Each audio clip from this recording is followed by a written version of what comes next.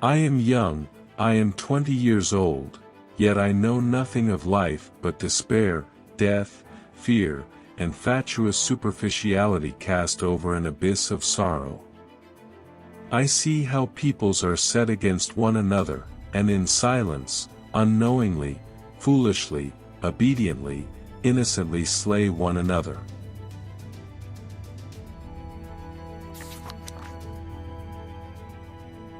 But now, for the first time, I see you are a man like me. I thought of your hand grenades, of your bayonet, of your rifle, now I see your wife and your face and our fellowship. Forgive me, comrade. We always see it too late. Why do they never tell us that you are poor devils like us, that your mothers are just as anxious as ours, and that we have the same fear of death, and the same dying and the same agony? Forgive me, comrade, how could you be my enemy?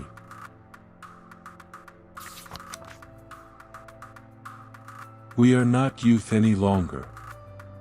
We don't want to take the world by storm. We are fleeing. We fly from ourselves. From our life. We were 18 and had begun to love life and the world, and we had to shoot it to pieces.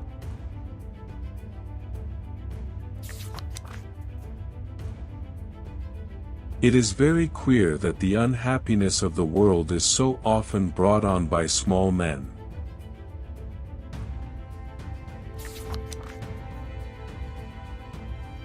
We are forlorn like children, and experienced like old men. We are crude and sorrowful and superficial. I believe we are lost.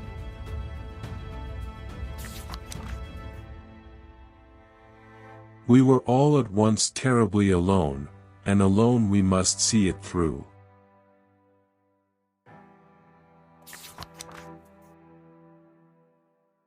This book is to be neither an accusation nor a confession, and least of all an adventure, for death is not an adventure to those who stand face to face with it.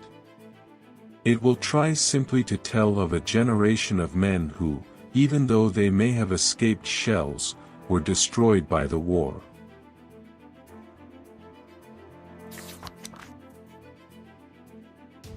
We have so much to say, and we shall never say it.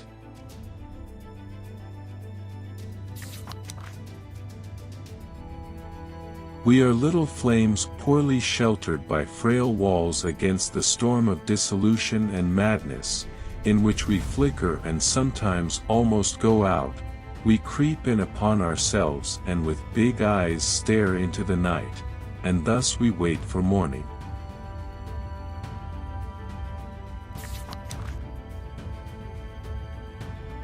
We came to realize, first with astonishment, then bitterness, and finally with indifference, that intellect apparently wasn't the most important thing, not ideas, but the system, not freedom, but drill.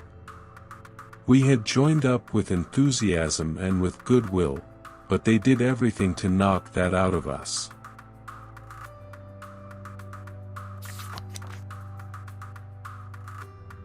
While they continued to write and talk, we saw the wounded and dying.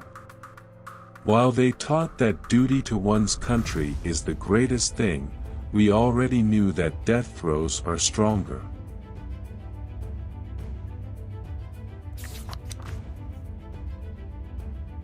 We loved our country as much as they.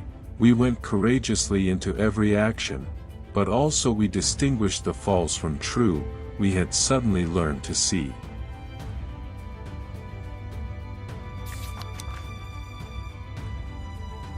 The war has ruined us for everything.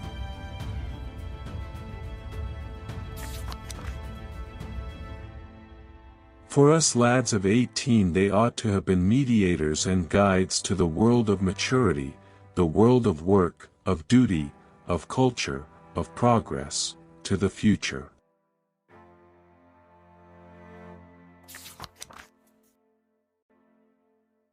We are so completely played out that in spite of our great hunger we do not think of the provisions.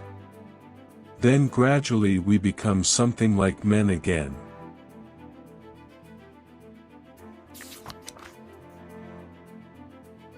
We have lost all feeling for one another. We can hardly control ourselves when our glance lights on the form of some other man. We are insensible, dead men, who through some trick, some dreadful magic, are still able to run and to kill.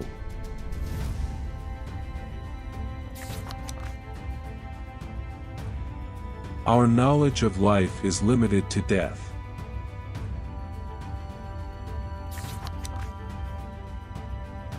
A word of command has made these silent figures our enemies. A word of command might transform them into our friends.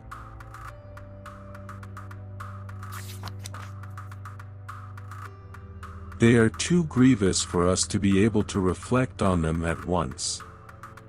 If we did that, we should have been destroyed long ago.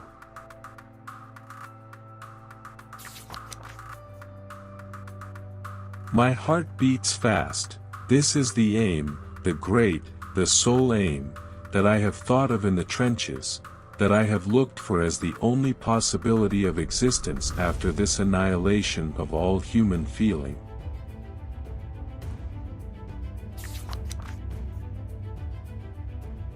I soon found out this much: terror can be endured so long as a man simply ducks, but it kills, if a man thinks about it.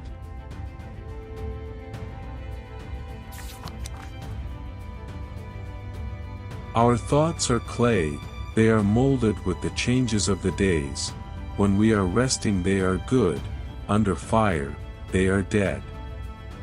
Fields of craters within and without.